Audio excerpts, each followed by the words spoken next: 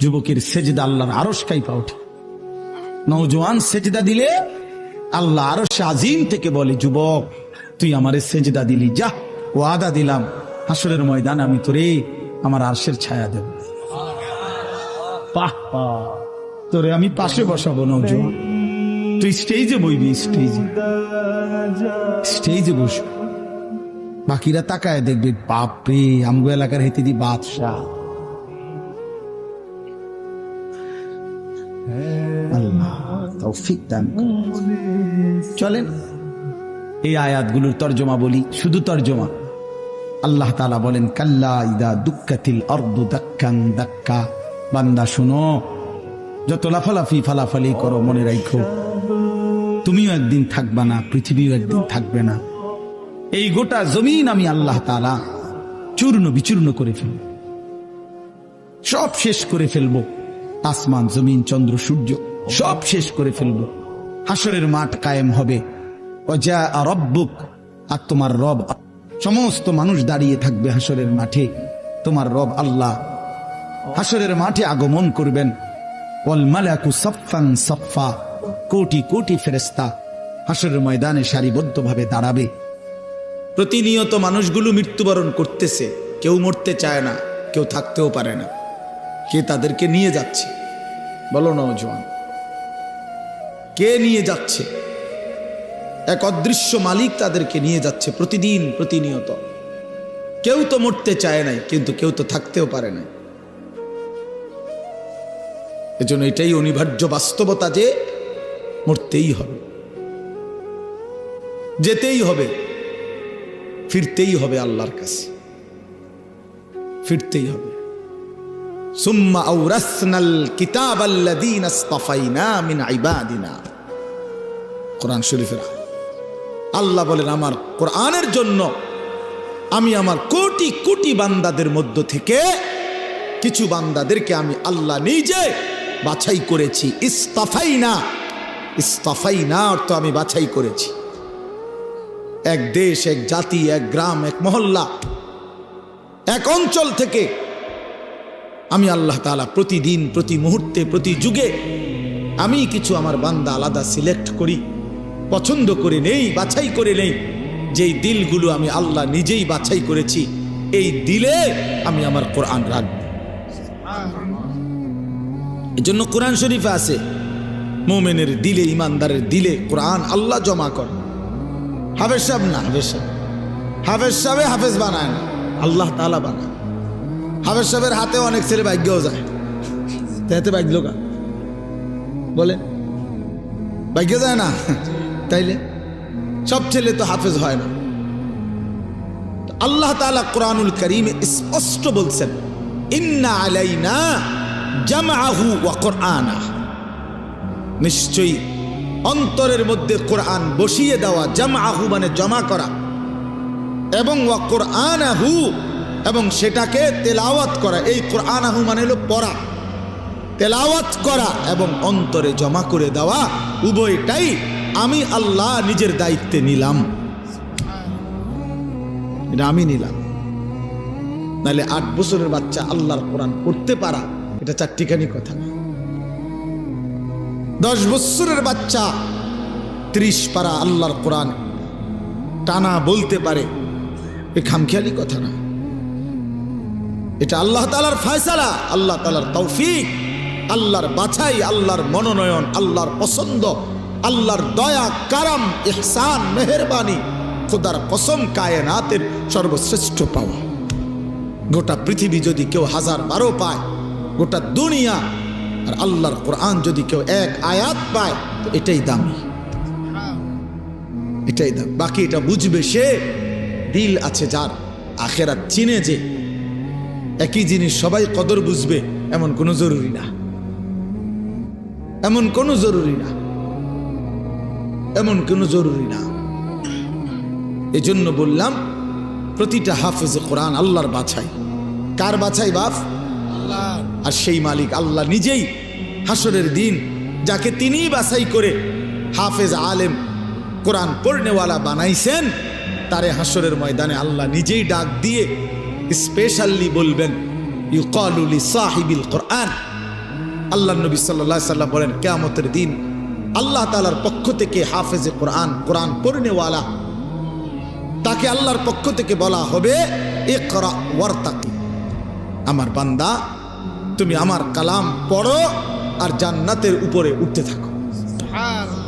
ওয়ারাত্তিল কামা কুনতা তুরাত্তিলু ফিদ দুনিয়া, আর বলবেন আমার বান্দা আস্তে আস্তে পড়ো, সুন্দর করে পড়ো, তাড়াহুড়া কইরো না, ধীরে ধীরে পড়ো। তোমার লিফট আমি আল্লাহ অন করে দিছি, তুমি মাঝখান দিয়ে কোনো সুইচ বাটন টিপো না, তুমি কোনো টিপ দিবা না সুইচ, এটা উঠতেছে লিফট, এটা এটার মতোই উঠবে, তুমি শুধু পড়তে থাকো আর তাড়াহুড়াও করো না, আস্তে আস্তে তার তিলের সাথে সুন্দরভাবে যত্ন নিয়ে মহব্বত দিয়ে তাজবিদ মাখরাজ সব বিশুদ্ধ উচ্চারণ ঠিক রেখে তুমি ধীরে ধীরে পড়তে থাকো। তোমার লিফট অন করা আছে, এটা উঠতেছে উঠতেছে উঠতেছে, তো থামবে কখন, থামবে কোথায়? ফাইন্না মানজিলাতাকা ইনদা আখিরি আয়াতিন তাকরাউহা, তোমার তেলাওয়াত যেখানে গিয়ে শেষ হবে তোমার লিফট স্বয়ংক্রিয়ভাবে সেখানেই থেমে যাবে।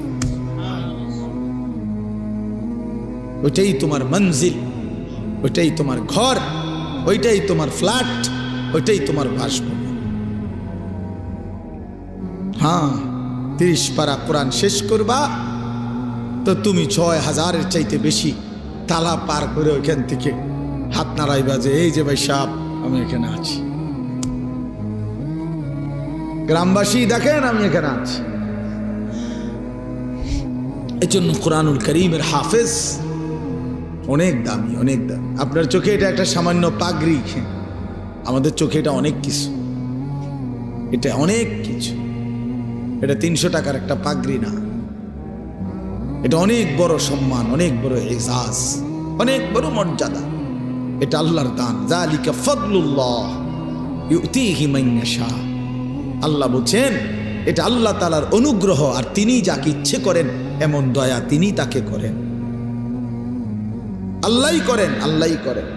এজন্য স্বপ্ন দেখেন, কলিজা দিয়া ভাইবেন, আল্লাহর কাছে দোয়া করবেন যে আল্লাহ আমার সন্তান যেন হাফেজে কোরআন হয়। অতএব নওজোয়ান ভাই আমার, বন্ধু আমার, মনে রাখো দোস্ত, মোবাইলের মাধ্যমে জীবনের শেষ সুখ তালাশ কইরো না, মোবাইলের মধ্যেই জীবন শেষ করে দিও না বন্ধু। এই নারী, এই ছবি, এই অশ্লীল দৃশ্য, এই মাতলামির এই জিন্দেগি।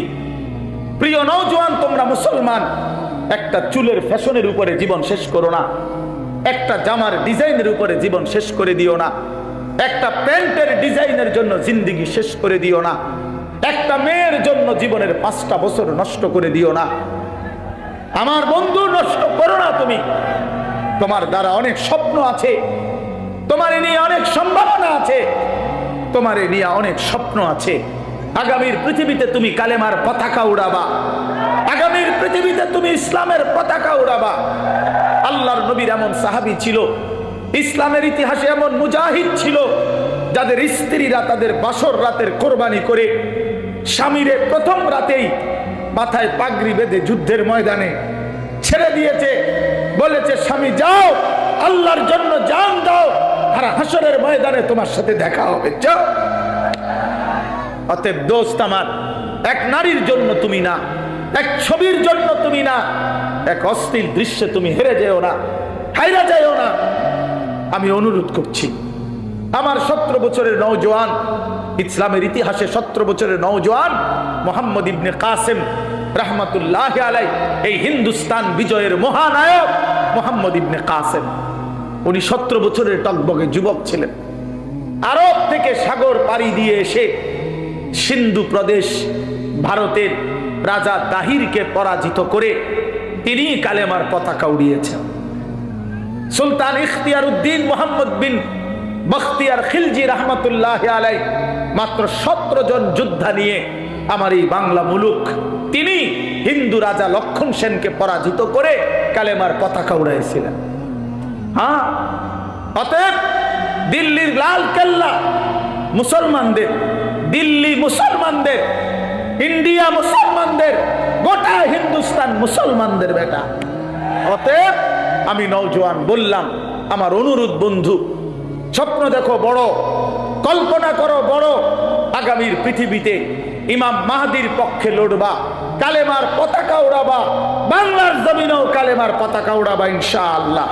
রাজি তো নওজোয়ান? নওজোয়ান রাজি কিনা বলো তো।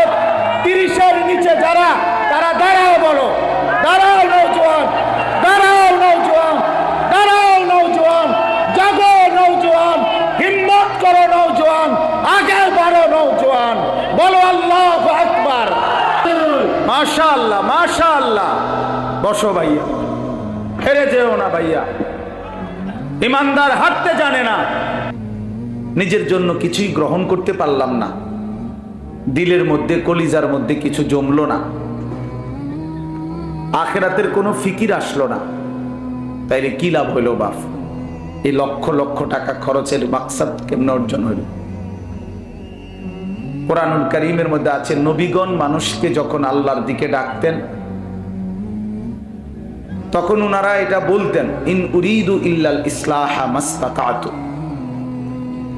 সমস্ত নবীগণ এটা বলতেন যে, হে আমার জাতি, দিবা নিশি তোমাদের আল্লাহর দিকে ডেকে আমার একটাই উদ্দেশ্য, আর কোনো উদ্দেশ্য নয়, শুধুই ইসলাহ, তোমাদের সংশোধন, তোমাদের জিন্দেগির পরিবর্তন, মাসতাতাতু, আমার সাধ্যের সবটুকু দিয়ে। তাহলে প্রত্যেক নবী তার সাধ্যের সবটুকু দিয়ে চাইতেন উম্মতের পরিবর্তন।